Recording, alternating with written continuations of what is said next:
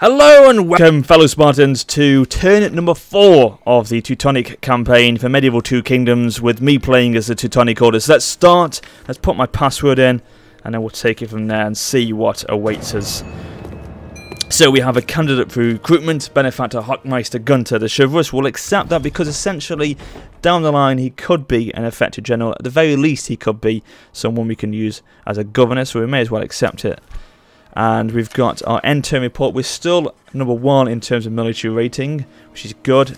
However, our financial and production levels are the lowest on the game, the lowest of the players. So we need to again address at least the financial position in this turn. We started it in turn 3, but we need to work on it again in this one.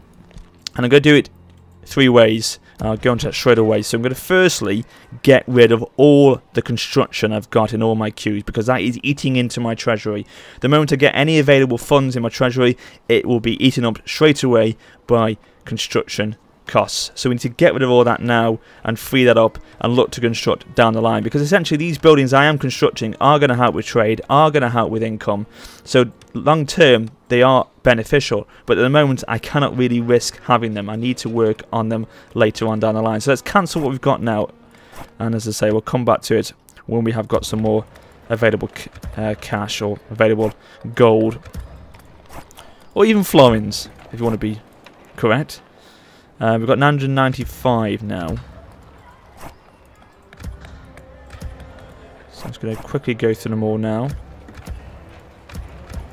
I think, yeah, looks like that is it. There's no one left that are being built, so that's all we've got left now. 995. So that's the first thing. The second thing is I'm going to make sure I can basically rank up or increase the rate of my taxes to the highest I can go for a short period of time, just to again bolster the income per turn just for a short period. So this large town is already at a very high tax rate. That is because obviously our governor has 2 dread ratings, so he can essentially allow that to be the case. His dread is allowing the tax to be so high, so that's fine. Normal, because it's a castle, we can't change that one. A town, maybe put that to high, it becomes pretty bad. High here, he's got quite a lot of authority, so could we go to very high? We can. It's only gone amber, so we can afford to do that. Low tax rate at Riga. We can go to normal. They become disillusioned, but it's not terrible. Very high there as well. They become disillusioned, but they aren't rebelling, so that's fine. Keep an eye on it though. It could develop into rebellion if they get worse and worse, but at the moment they're okay. Very high there. I think that is all we can do. So we've been able to boost a couple of the tax rates, but nothing else. So again, that will only be a short-term solution. We essentially don't want to do it for too long, because it will affect population growth and city development, which of course we want to aid. We want to make sure that that development in the cities, that growth is occurring. But at the moment, again, short term, we need as much money as we can get in the next few turns. So that will be something we'll do then, and then once that's stabilised the treasury, we'll then bring them down again to a more normal rating again.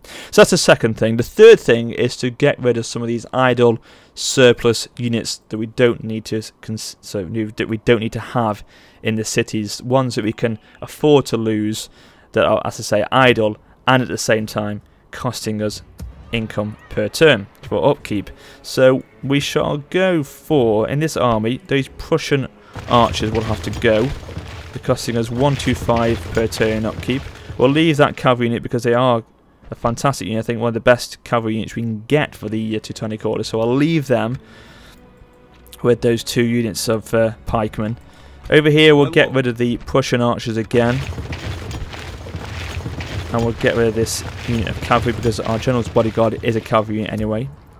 This has got only 2 units in it already, so that's fine. I have had a word with some of the other YouTubers as well, other players on this Hotseat campaign, so hopefully a couple of deals have been struck. I won't go into too much detail, because we do know that the other YouTubers who play this campaign probably will watch my episodes, so I don't want to give too much away, but I have had a few conversations.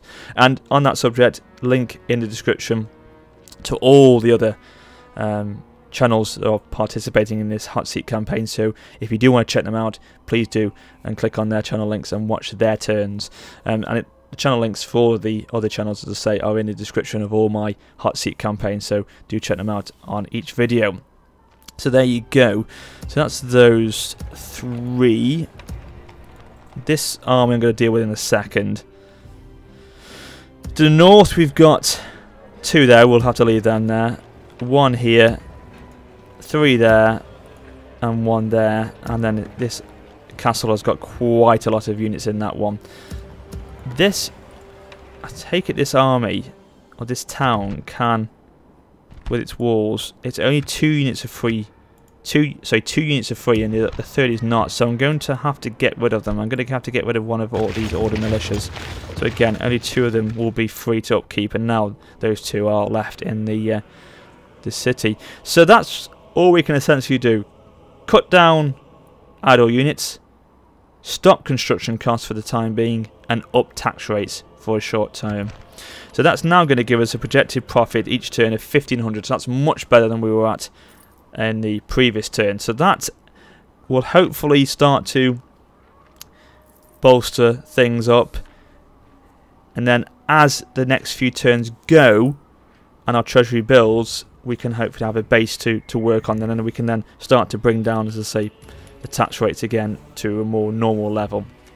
And then, as I say, as well, build and construct buildings we need to have to bolster our tax and trade and things like that. So, you know, these things will come back, I can assure you, but not for the moment. So there you go. Now, Pixelated Apollo, who is playing as the Lithuanian faction here, sandwiched in between my 2 areas of control, he's sneakily, again, he's sending out his agents against me. Now, I mean, I'm doing the same thing. I'm retaliating. I'm giving him a taste of his own medicine here. I've got 2. I've got a bishop and a priest in his land, so I'm, as I say, basically giving him as good as he gets. But essentially, he's whittling down the walk in the light, my friend. The Catholic levels in my regions. So the lesser the Catholic faith, look at that, 40% in that region. Obviously, I know that was a rebel city before, but over here we've got 92. What about over here? 10% over here. Jesus. So that is a little bit of a statement of intent for me. What is his plans? Because it could be, as I said to you before, he's trying to whittle these levels down to essentially make it that I can't recruit my better units, cause public upset, and then strike while I am weakened.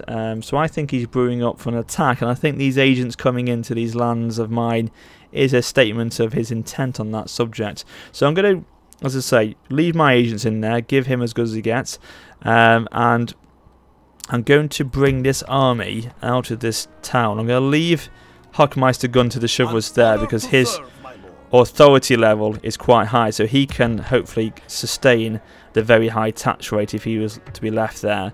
But the other units, bar him, are going to go to his borders. I'm not going to say I'm definitely going to fight him. In fact, I'm going to just bring this army over here so I can combine them with this army as well. Right, they're combined together now. I'm just going to say, keep my eye on Mr. Pixelated Apollo, see what he does, but I'm preparing myself with an army just in case. Now on the eastern side of things, I've got this larger army at Dunneberg, which again, at the moment, I haven't got any plans for them at the moment, but I'm just concerned about Mr. Legend of Total War. Now he's got a Moat and Bailey there. I know that's brought my public order down, but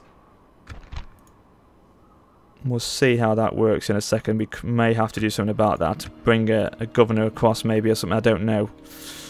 I'm not too sure yet. But I have to bring the army out because I wanted to see what Legend of Total War is up to.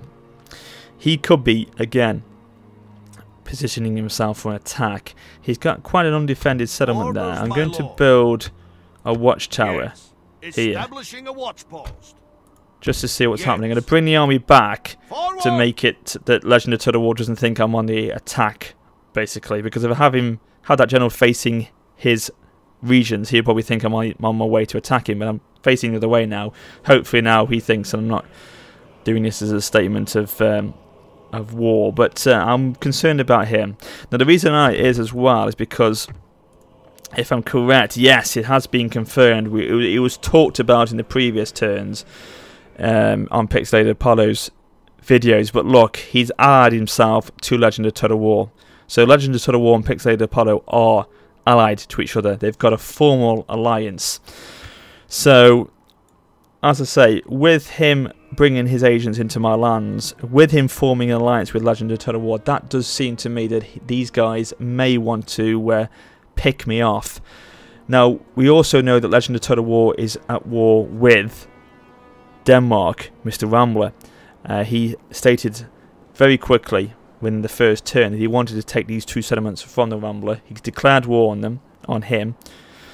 He hasn't taken them all yet, because you can see here the Danes still have control of this region, but he wants these 2 settlements because he claims he wants to get access to the west. He wants to get access to these lands, so he wants to take these 2 regions from Rambler to allow him free access into this area of the map.